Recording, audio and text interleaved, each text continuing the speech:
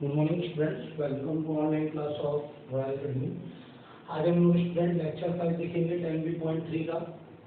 तो 10B.3 का lecture 5 जो है स्टूडेंट वो बहुत ज़्यादा इम्पोर्टेंट है और ये क्वेश्चन आपके एग्जाम में पूछे जाते हैं। इसको ट्रायंगल क्वेश्चंस बोलते हैं और ट्रायंगल क्वेश्चन हम लोग को किसके बेसिस पे सॉल्व करना है स्टूडेंट? हमको सॉल्व करना है वेक्टर के बेसिस पे। जैसे इसमें पहला क्वेश्चन है स्टूडेंट 10B.3 का। ये जो क्वेश्चन है इकलौता थोड़ा सा डिफरेंट क्वेश्चन है वेक्टर से, लेकिन वेक्टर मेथड से उपयोग करना है। If D is midpoint, if D is midpoint of BC in triangle ABC, एक त्रिभुज ABC में BC का मध्य बिंदु क्या है? D है। एक ट्रायंगल ABC है, ABC है, जिसमें BC का मिड पॉइंट क्या है? आपका D है। ठीक है, तो आपको प्रूव करना है, टू प्रूफ सिद्ध करना है AB का स्क्वायर प्लस AC का square is equal to 2AD का स्क्वायर प्लस BD का स्क्वायर। ये आपको प्रूफ करके लाना है। पहला क्वेश्चन क्या है स्टूडेंट कि यदि BC का मध्य बिंदु D है, मध्य बिंदु D है मतलब BD बराबर क्या हो जाएगा? BC, दोनों बराबर हो जाएंगे। BD का मान किसके बराबर हो जाएगा? मिड पॉइंट है तो BC के। हम लोग कंस्ट्रक्शन से इसको ज्वाइन कर दिए। अब हमको प्रूव करना है AB का स्क्वायर प्लस AC का square is equal to 2AD का स्क्वायर प्लस DB या BD का स्क्वायर। तो सबसे पहले A से B लिखा है, तो त्रिभुज में हम लोग ये डायरेक्शन A से B देंगे। फिर A से C लिखा है, ये डायरेक्शन ऐसा देंगे। A से D लिखा है और B से D लिखा है। इस तरीके से हमने इसको डायरेक्शन प्रोवाइड कर दिया। ठीक है, इसको आप DB भी राइट कर सकते हो। क्या राइट कर सकते हो? DB भी राइट कर सकते हो। ये और वैल्यू, क्योंकि स्क्वायर करते हैं तो आप डायरेक्शन को क्या कर सकते हैं? चेंज कर सकते हैं। ठीक है, इसी तरीके से नेक्स्ट वाला डायरेक्शन को इस तरीके से DC भी लिख सकते हैं। अब सबसे पहले लिखेंगे वी नो दैट, हम जानते हैं। ये इकलौता क्वेश्चन है जो थोड़ा अलग बनेगा, बाकी नीचे के सारे क्वेश्चन सिमिलर है, तो इसको अच्छे से समझेंगे। हम जानते हैं कक्षा 11वीं में हम लोगों ने क्या पढ़ा है? Triangle law of vector addition, त्रिभुज के योग का नियम। त्रिभुज के योग का नियम क्या बोलता है? अगर कोई सा भी ट्रायंगल लेते हैं और उस ट्रायंगल के दो साइड किसी भी दो वेक्टर को रिप्रेजेंट करते हैं, तो जो उसका तीसरा साइड वेक्टर है वो किसको रिप्रेजेंट करता है? रिजल्टेंट को। मतलब R बराबर क्या हो जाता है? A plus B। हम लोग पढ़ के आ चुके हैं किसी भी त्रिभुज में यदि दो भुजाएं दो सदिशों को निरूपित करते हैं तो उसका जो योग है वो तीसरे सदिश द्वारा क्या किया जाएगा? निरूपित किया जाएगा। ठीक है, उसी तरीके से एक ट्रायंगल ले लेते हैं ADB। ये दोनों का डायरेक्शन सेम दिख रहा है, तो ये जो AB है ये किसको रिप्रेजेंट करेगा? AD प्लस BD को। किसको रिप्रेजेंट करेगा? AD प्लस BD को रिप्रेजेंट करेगा। कोई डाउट है यहाँ पर तक? क्लियर है? इसी में अगर पाइथागोरस फॉर्म में देखें, क्योंकि अब ये चूंकि इसके परपेंडिकुलर है तो AB स्क्वायर को क्या दिखेगा? AD square plus BD square दिखेगा। क्या दिखेगा? AB square equal to AD square. या आप लोग ऐसा भी समझ सकते हो, मॉड निकाल देते हैं। मॉड निकालेंगे तो क्या हो जाएगा? AD plus BD। अब मॉड का मतलब क्या होता है? AB का square is equal to AD का स्क्वायर प्लस BD का स्क्वायर। इक्वेशन नंबर क्या हो गया? 1 हो गया। दूसरा ट्रायंगल ये वाला ले लेते हैं। कौन सा ट्रायंगल है ये? In triangle ADC। ADC में क्या हो जाएगा? फिर से देखो, इसका डायरेक्शन अपोजिट है, ये दोनों डायरेक्शन सेम है, तो AC इज इक्वल टू क्या हो जाएगा? AD plus DC। अगर मॉड AC निकाल दोगे तो क्या हो जाएगा? Mod over AD plus DC। तो इसका मतलब क्या हो जाएगा? AC का स्क्वायर इक्वल टू AD का स्क्वायर प्लस DC का स्क्वायर हो गया। इक्वेशन नंबर क्या हो गया? सेकंड। दोनों को जोड़ोगे तो क्या आ जाएगा? AB का स्क्वायर प्लस AC का square is equal to AD का स्क्वायर प्लस BD का स्क्वायर प्लस AD का स्क्वायर प्लस DC का स्क्वायर। और DC की जगह में हम लोग क्या लिख सकते हैं? BD लिख सकते हैं। तो ये आपका हो जाएगा AB का स्क्वायर प्लस AC का square is equal to AD का स्क्वायर प्लस BD का स्क्वायर प्लस AD का स्क्वायर प्लस BD का स्क्वायर। तो BD स्क्वायर BD स्क्वायर दो लोग, AD स्क्वायर AD स्क्वायर दो लोग, तो क्या हो जाएगा 2AD² प्लस 2BD²। दोनों में क्या कॉमन निकल रहा है, 2 कॉमन निकल रहा है। तो ये आपका फाइनल आंसर क्या हो जाएगा स्टूडेंट, AB का स्क्वायर प्लस AC का square is equal to 2AD का स्क्वायर प्लस BD का स्क्वायर। इस तरीके से आप इसको प्रूव कर सकते हैं। ये एक बहुत अलग क्वेश्चन है, इसको अच्छे से दोबारा समझते हैं। एक ट्रायंगल ABC है जिसमें जो D है वो BC का मिड पॉइंट है। ट्रायंगल ABC है जिसमें D क्या है, B का BC का मिड पॉइंट है। तो हमको प्रूव करना है AB का स्क्वायर प्लस AC का स्क्वायर बराबर AD का स्क्वायर प्लस BD का स्क्वायर के 2 गुने के बराबर होता है। अब अगर ये इसका मिड पॉइंट है तो ये दूरी और ये दूरी बराबर हो जाएगी, तो BD बराबर क्या हो गया, BC हो गया, खत्म। अब वी नो दैट हमने त्रिभुज के योग का नियम, यदि दो भुजाएं समान दिशा में हो और एक भुजा विपरीत दिशा में हो तो ये विपरीत दिशा वाला इन दोनों के योग के बराबर होता है, या पाइथागोरस थ्योरम बोल दो। ठीक है, तो ये दोनों का योग बड़े वाले योग के क्या होगा, बराबर होगा। तो AB बराबर AD प्लस BD हो गया। अगर पाइथागोरस थ्योरम लगाएंगे तो मॉड निकाल देंगे। मॉड का मतलब क्या होता है, AB का स्क्वायर AD का स्क्वायर BD का स्क्वायर हो गया। इक्वेशन 1। दूसरा वाला ट्रायंगल है DC में ले लिए, तो फिर से ये लंबी भुजा, ये दोनों छोटी भुजा, तो AC बराबर AD प्लस DC, मॉड निकाल दिया तो मॉड AC बराबर mod AD plus DC, square करेंगे तो AC square is equal to AD square plus DC square. दोनों को जोड़ देते हैं, AB square plus AC square AD BD फिर AD DC। ठीक है, और DC की जगह में हम लोग क्या लिख सकते हैं, BD लिख सकते हैं। तो BD BD दोनों हो गया, AD AD दोनों हो गया, दोनों में क्या निकल गया 2 कॉमन, तो क्या हो जाएगा AD square plus BD square. इस तरीके से क्या हो जाएगा स्टूडेंट, प्रूफ। ठीक है, अब इसी से आगे जब हम लोग बढ़ेंगे, अब क्वेश्चन नंबर 2 से जब आगे आप बढ़ोगे तो वो सारे क्वेश्चन आपके इंपॉर्टेंट हैं। सारे क्वेश्चन इंपॉर्टेंट है इन द सेंस, मतलब उससे क्वेश्चंस पेपर में पूछे जाते हैं।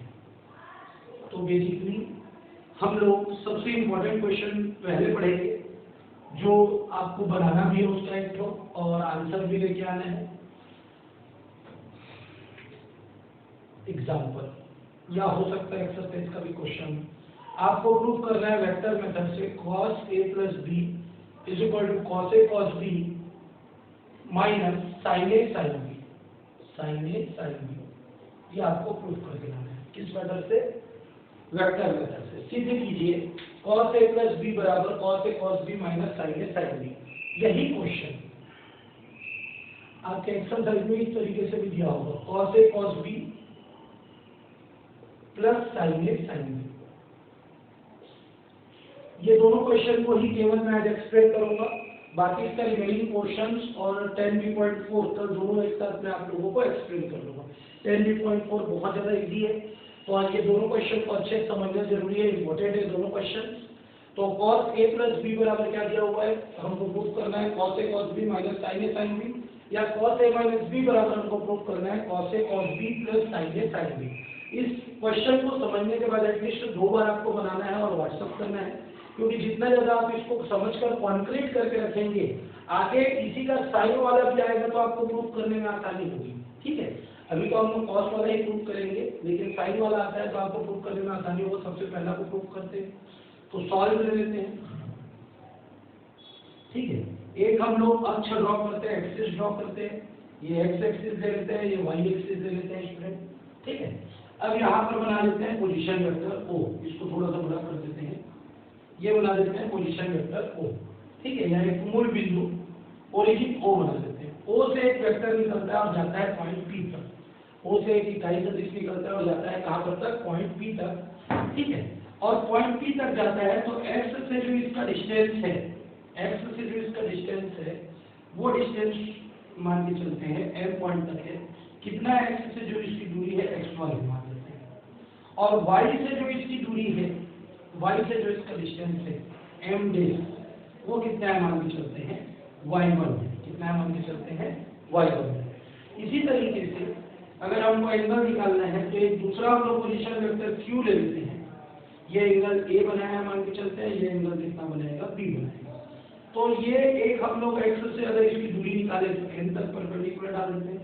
x से जो इसकी दूरी है स्टूडेंट वो x2 है मान लेते हैं, और y से जो इसकी दूरी है वो कितनी है मान लेते हैं, y2 मान लेते हैं।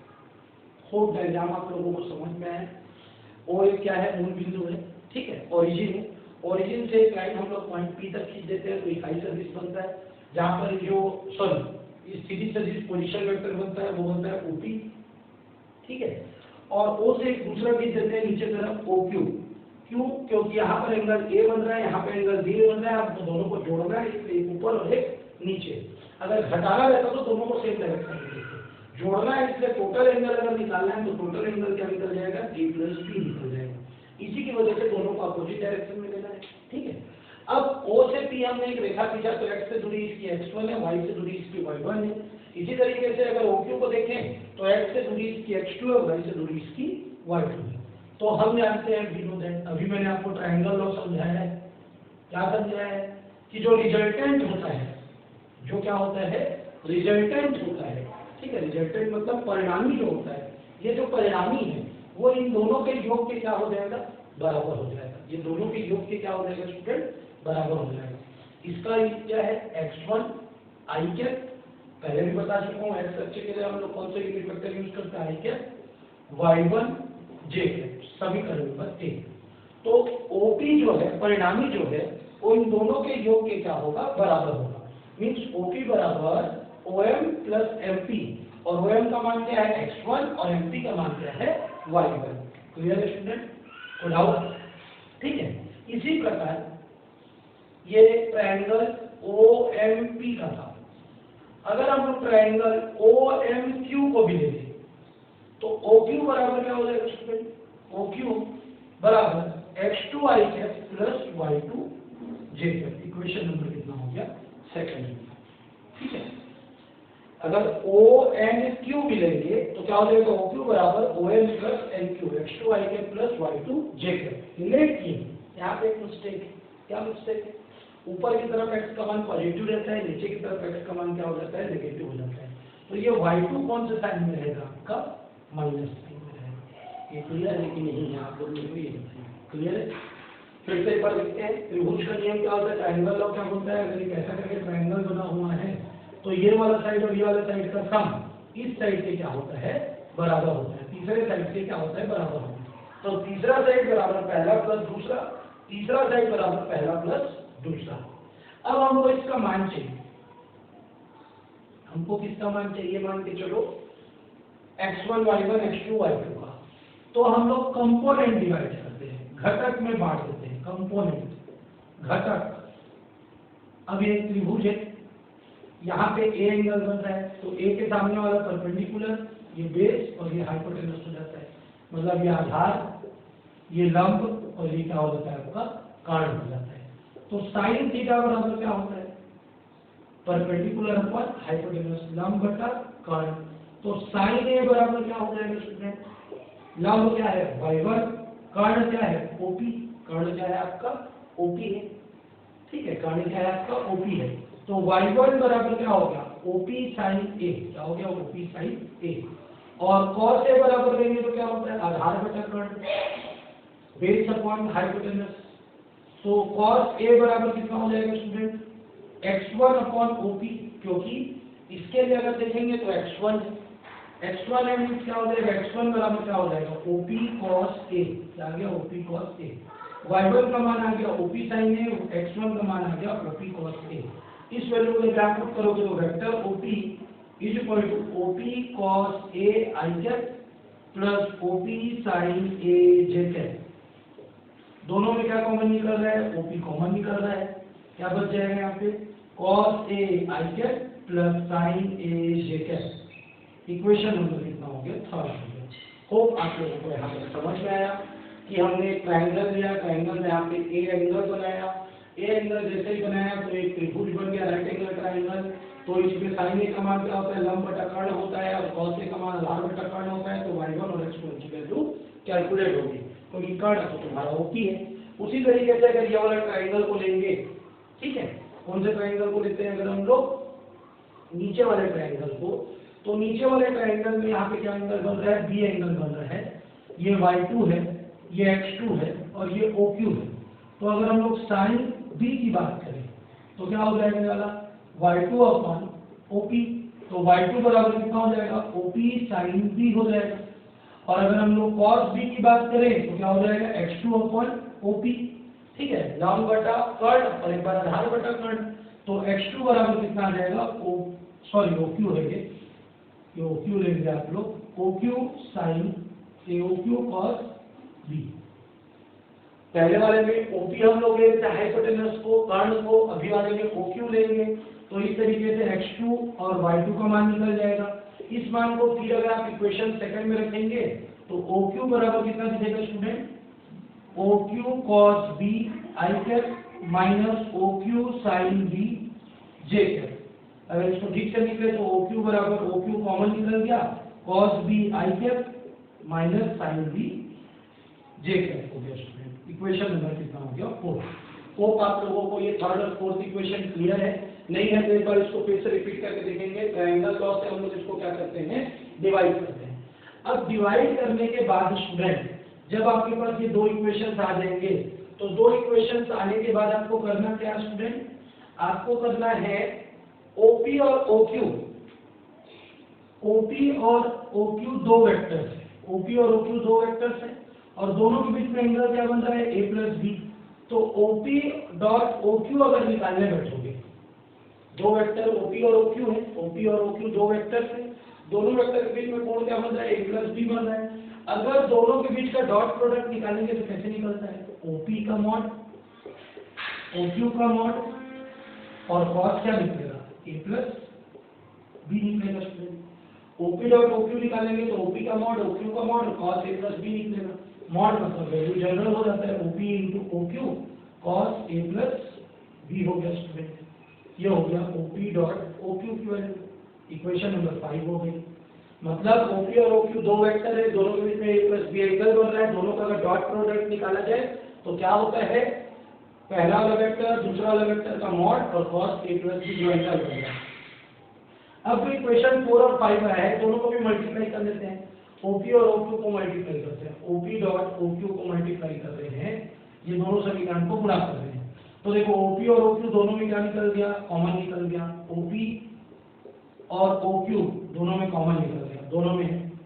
अब मल्टीप्लाई करना है किसका, cos A I cap plus sin A J cap का मल्टीप्लाई करना है cos B I cap minus sin B J cap के साथ। और क्योंकि हम लोग मल्टीप्लाई करना जानते हैं OP OQ, ठीक है, I कैप का I कैप के साथ मल्टीप्लाई होता है तो क्या हो जाएगा cos A cos B minus plus minus J cap का J के साथ मल्टीप्लाई होगा sin A sin B। Equation number कितना हो गया आपका 6 हो गया। दोनों OP OQ के बराबर है, पांचवा छठवां, तो ये वाली वैल्यू और ये वाली वैल्यू आपस में बराबर होगी। जब ये दोनों वैल्यू आपस में बराबर हो जाएगी तो बराबर होने पे आप लोग क्या करेंगे, OP OQ cos A plus B बराबर OP OQ cos A cos B minus sin A sin B,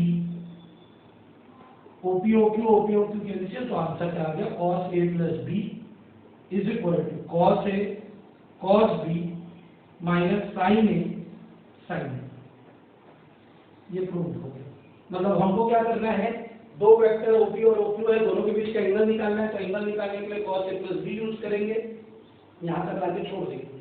फिर जो चौथा और तीसरा इक्वेशन है दोनों को मल्टीप्लाई करेंगे तो I के साथ J के साथ मल्टीप्लाई होगा, दोनों का एक सेट बराबर है तो दूसरा सेट भी बराबर होगा, OP OQ को काट देंगे, ये आपका आंसर प्रूव हो जाएगा। इस तरीके से आप प्रूव कर सकते हैं। मैं इसका डायग्राम एक्सप्लेन कर देता हूँ। इसके डायग्राम के बाद स्टूडेंट आप लोगों को इसका डेरिवेशन सेल्फ करना है, खुद से प्रैक्टिस करना है, ट्राई करना है। डेरिवेशन बहुत इजी रहेगा। डायग्राम अगर क्लियर हो गया तो आपका डेरिवेशन लगभग समान बनता है 80 to 90%। ठीक है, तो डायग्राम आप लोग क्लियरली समझेंगे। जब आपको A माइनस B एंगल निकालना है तो दोनों सेम डायरेक्शन में होगा। आप क्या लेंगे, ये y एक्सिस ले लेंगे, ये x एक्सिस ले लेंगे, ये पोजीशन वेक्टर यानी मूल बिंदु सॉरी ओरिजिन O ले लेंगे, O से पोजीशन वेक्टर P तक खींच देते हैं, जिसके परपेंडिकुलर M और कहाँ पे डालते हैं हम लोग, M डेश पर डालते हैं। ठीक है, तो इसकी जो दूरी है वो x1 ले लेते हैं और यहाँ से इसका डिस्टेंस को क्या ले लेते हैं y1। एक और पोजीशन वेक्टर ले लेते हैं Q तक और इसको डाल देते हैं N और इधर डाल देते हैं M डेश तक। ठीक है, अब इसकी जो दूरी है वो x2 ले लेंगे और इसकी दूरी को क्या ले लेंगे y2 ले लेंगे। यहाँ तक क्लियर है। फिर अपने को इससे पहले वाले डायग्राम में चूंकि A प्लस B निकालना था इसके अपोजिट डायरेक्शन, पहला वाला जो पोजीशन वेक्टर है वो ए बना रहा है, दूसरा वाला पोजीशन वेक्टर बी बना रहा है, तो दोनों के बीच का जो अंतर रहेगा वो क्या बनाएगा, a माइनस बी बनेगा। पहला वाला पूरा वैल्यू a बना रहा है, दूसरा वाला वैल्यू में b बना रहा है, तो इसके बीच का जो अंतर रहेगा वो क्या बनाएगा, a माइनस बी बनाएगा।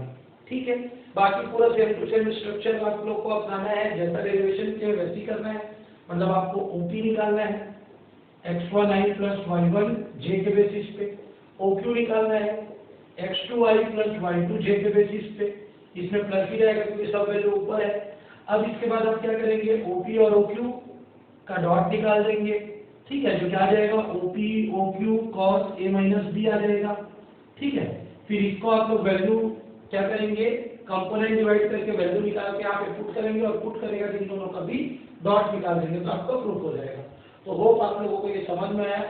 इस वीडियो को अच्छे से देखें और इसके जितने भी क्वेश्चन है उसको प्रॉपरली करें। Thank you students.